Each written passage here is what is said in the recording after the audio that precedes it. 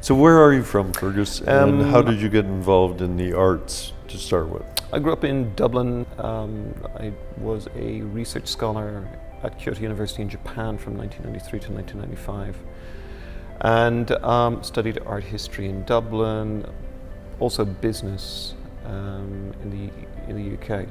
So what is it about post-war Japanese art that that grabbed your attention or your imagination, Fergus? A great deal of the attraction was the element of the unknown. It became clear to me that there was a history that needed to be better known in the West. The element of the unknown combined with the excellence in aesthetics, in the conception, the execution of work is quite profound. And what would you say, and it's a general question obviously, but it would be the difference between, say, post-war Japanese avant-garde art and post-war American or European art? What's interesting are the parallels in addition to that which differentiates it. Okay. Because a lot of what we have been doing in terms of the context and bringing Gutai or bringing a higher ed center to the United States is to compare and contrast, and to place individual artists, for example, Kazuo Shiraga, in the context of his Western peers, so that you look at them generationally, so that you can see the uniqueness, but you can also see a common thread.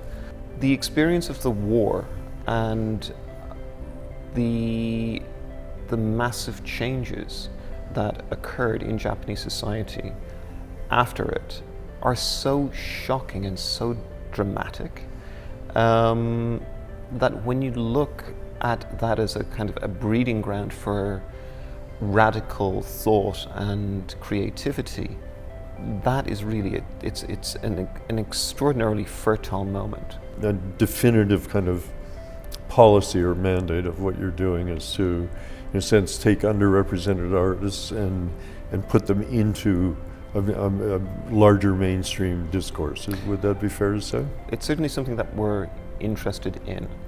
There is a kind of a feeling of fighting the cause for people who, for circumstances that they didn't really control, didn't get the recognition in their lifetime or still are not getting the recognition. And often I look at the factors that led to their underperformance in terms of the museum world and art market.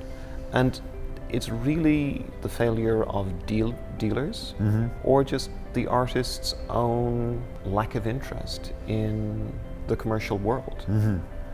And that brings me back to another point about Japanese things. The Japanese artists who came to the United States and became known, the fact that they came to the United States does not indicate that they were the greatest artists coming out of Japan. It just means that they were Japanese artists who decided to move to the United States.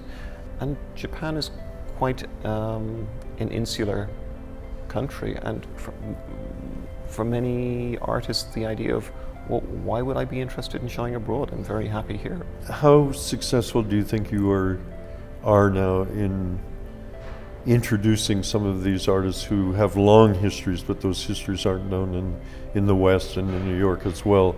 How successful have you been in not just in marketing them, but in putting them into the discourse? Well, so much of what we do is working with museums, major collectors who are foundations, and working with them to garner the appropriate level of recognition for these artists. And when you look at the shock factor and awe of really sophisticated collectors and museum people when they're seeing work that was previously unknown to them, it's a remarkable thing to see.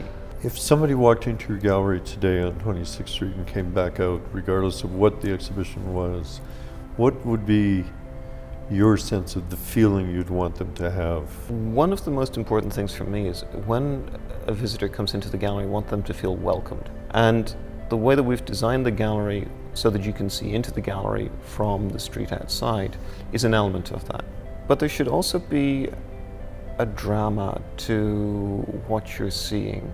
People should be excited about the prospect of what is inside and what might be hidden upstairs. So there should be a kind of intrigue and welcome evident. Thank you very much, Fergus. It was great to speak to you today. It's been a pleasure talking with you too. Thank you.